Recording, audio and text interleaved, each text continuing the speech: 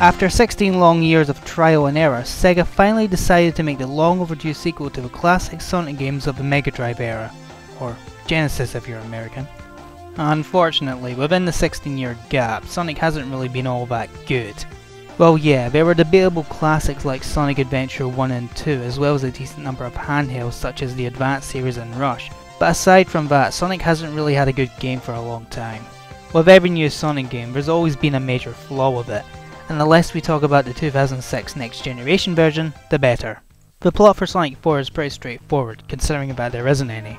After the events of Sonic and Knuckles, Sonic decides to go solo and take on the sights, but unfortunately, Dr. Eggman survived and is up to his old shenanigans at turning over little animals in land into badniks. Pretty basic and straightforward stuff that you were used to back in the 90s. No werewolves or princesses into bestiality here, just Sonic vs Eggman, just the way it should be.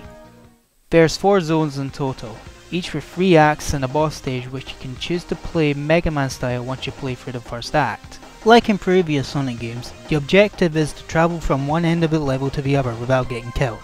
Controlling Sonic is exactly how it used to be in the classic games with the added bonus of a homing attack. People would be upset with the fact that Sonic has a homing attack, but for those who aren't keen, there's a simple solution that is to not use the homing attack. Let's see how far you'll get. Not far.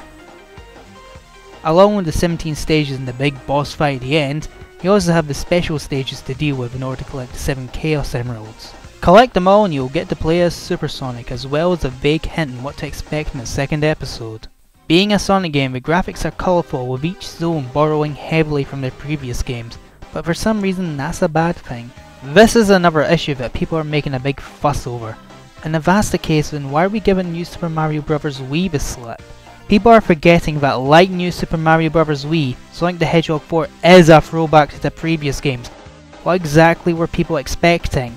From what I gathered, people wanted a back to basics 2D Sonic adventure, and that's exactly what it is. But sadly, people are still unhappy, declaring the game to be the final nail in the franchise's coffin or a new low for Sonic. Bullshit. In my opinion, you know, you don't need to take what I say to account, but these people are full of shit. So full of shit that they can't stand the idea of a good Sonic game for once. Yeah, sure, there are some flaws in the game, but it's not enough to call it the worst game ever. For example, the music could have been better, but it's not enough to say it was bad, it's just not as memorable as what we're used to. Another flaw would definitely be the overall price of the game.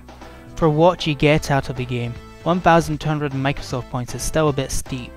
800 points would have been better and it would have put less people off from buying it. Some people are waiting it out in hopes of the price to go down, or maybe a physical bundle pack once all 3 episodes are out. Like what they did with the Watchmen game. For that, I can't blame them. Despite that, I personally feel that Sonic 4 is close to what we wanted from Sonic all along, and the fact the game is episodic is letting you know that the adventure is far from over. And I, for one, am looking forward to what episode 2 will bring us. This has been my mental analysis, and I'll see you next time.